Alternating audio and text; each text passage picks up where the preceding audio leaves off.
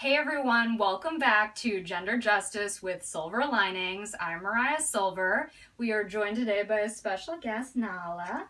Nala's my sweet little pup. She wanted to say hi to everyone and thank you all for watching with me, but I think she's a little bored and she doesn't like these issues of gender-based violence, so we're gonna let her go. Okay, Nala?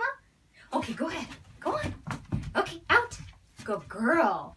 Okay, so now that we got Nala out of the room, we can get down to business. Today, we are going to be talking about Rob Porter. Rob Porter is a member of the White House staff. He's a staff secretary who recently stepped down because of accusations of domestic violence against two of his ex-wives.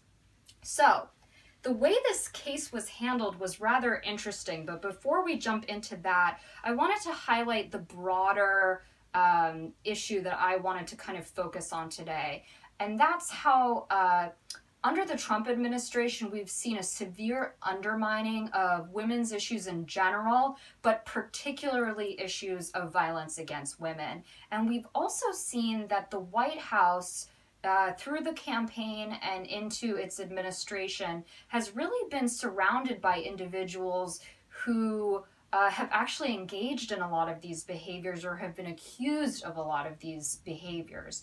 And there are actually so many of them that I had to write them down in a list because I couldn't remember them all. So the first one was Porter, who I just talked about, Rob Porter, who just resigned for these accusations of domestic violence against his former ex-wives. We have Steve Bannon, who was the former chief of staff. He was accused of domestic violence. We have Steve Wynn. Steve Wynn's been in the news a lot recently. He was the finance chair of the Republican National Committee, very involved, obviously, in politics and in paying and contributing to Republican campaigns.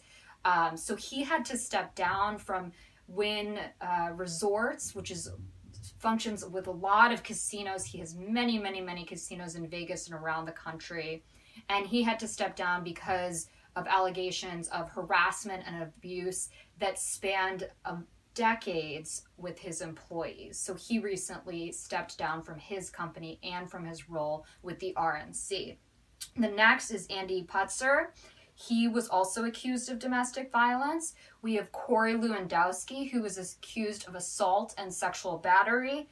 And then don't forget, it is often forgotten, but don't forget that President Trump himself has been accused by over 20 women of harassment, sexual harassment, and abuse all throughout his career. So these are important things to keep in mind, the climate that we're dealing with in the White House around these issues. And I think the dealing of Porter and the way that it was handled gives us an insight into how these issues are undermined and overlooked and not taken seriously by this administration.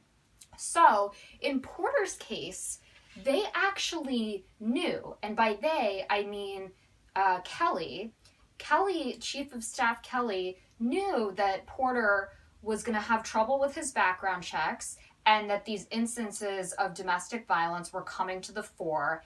Yet he came out, as did other colleagues, came out and publicly called him a man of integrity. Now, last time I checked, integrity doesn't involve physical abuse against any loved one or anyone at all, for that matter. So that was a little puzzling for how they dealt with it in that manner. And let's get some real talk here. So dude wasn't even allowed to get a security clearance. He struggled through his security clearance, Porter did, because his ex-wives, when they were interviewed, disclosed the domestic violence, and a restraining order from 2010 came to light that one of his ex-wives brought against him. So this information was known, and part of the issue is that evil is allowed to spread when good men do nothing. And that's what happened here. When you know that you've got a red flag, that you have an employee who has a history of violence against women, that should be a red flag. And if nothing is done in response to that, that's deeply, deeply concerning. So again, all of this stuff that has gone on in terms of the response to Porter has really given us an insight into how Chief of Staff John Kelly is dealing with this administration, managing the administration, and the individuals who have surrounded it. In addition, Trump, obviously, who's been with this through the campaign clearly, also it gives you an insight into how they're looking at these issues. Now, an even bigger point. Under the Obama administration, we saw the appointment of the first ever White House advisor on violence against women, Lynn Rosenthal. Lynn Rosenthal completely transformed the way our government was addressing issues of gender-based violence.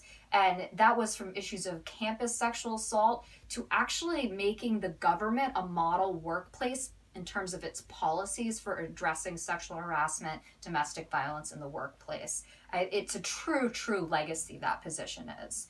We also saw the creation of the White House Council on Women and Girls under the Obama administration. This was run by Tina Chen, who was Michelle Obama's chief of staff.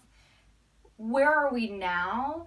We don't have these things anymore. We don't have these structures in place under this White House because the priorities have shifted. So we don't have a White House advisor on violence against women anymore. We don't have a White House Council on Women and Girls.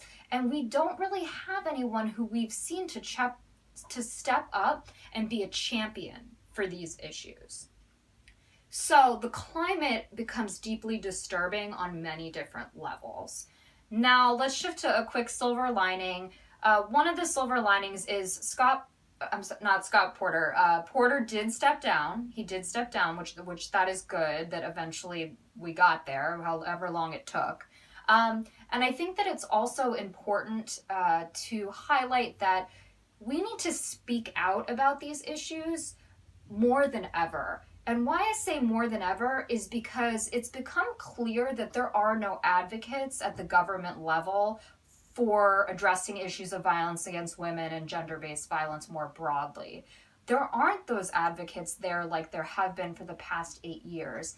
And we don't want to go back. We want to go forward. So now it's on us to take a phrase from a campaign from the Vice President Biden. It is on us. It's on us now, on the media, on our communities, to call it when we see it. If we see this evil in our community, whether it's with our friends, our families, with coworkers in our workplace, government officials, it's our job to step up and call it out and say, this is not the America that I know, that I love, and it is certainly not a type of America that I want to live in. So I'm going to step up and I'm going to make sure that this is a safe and healthy America for everyone. So thank you for joining us today. I will talk to you soon. Bye.